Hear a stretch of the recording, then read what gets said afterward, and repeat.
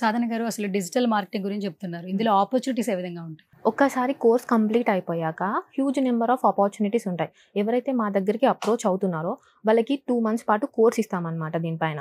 So, దాని తర్వాత మేము ఇంటర్న్‌షిప్ అనేది కూడా క్రియేట్ చేపిస్తాం వీళ్ళకి. మీరు మా దగ్గరైనా వర్క్ చేసుకోవచ్చు, లేకపోతే కంపెనీస్‌కెళ్ళి ఇంటర్న్‌షిప్‌కైనా అప్లై చేసుకోవడానికి ఛాన్స్ ఉంటుంది. ఇంకొకటి ఏందంటే మా దగ్గర చేసినట్టయితే 50 డేస్ పాటు ఇంటర్న్‌షిప్ అనేది ఇప్పిస్తాం మేము. సో, 50 అంటే డైలీ 4 అవర్స్ ఉంటుందనమాట. సో, ఇందులో రియల్‌గా ఒక డిజిటల్ మార్కెటింగ్ ఏజెన్సీ అనేది ఎలా వర్క్ చేస్తుందో కంపెనీకి, అలా రియల్ టైమ్ ప్రాజెక్ట్స్ కూడా మీతో చేపిస్తాం. ఇంతకుముందు మీరు ఎస్‌సిఓస్ కూడా యూజ్ అవుతుంది అన్నారు డిజిటల్ మార్కెటింగ్. అవునవును. అసలు ఫస్ట్ ఆఫ్ ఆల్ ఎస్‌సిఓ అంటే ఏంటి? ఎస్‌సిఓ అంటే సెర్చ్ ఇంజిన్ ఆప్టిమైజేషన్. సో, మనం ఇప్పుడు ఒక వెబ్‌సైట్ క్రియేట్ చేసాము. సో, అది మనం గూగుల్‌లో చూడాలనుకుంటున్నాం అనమాట.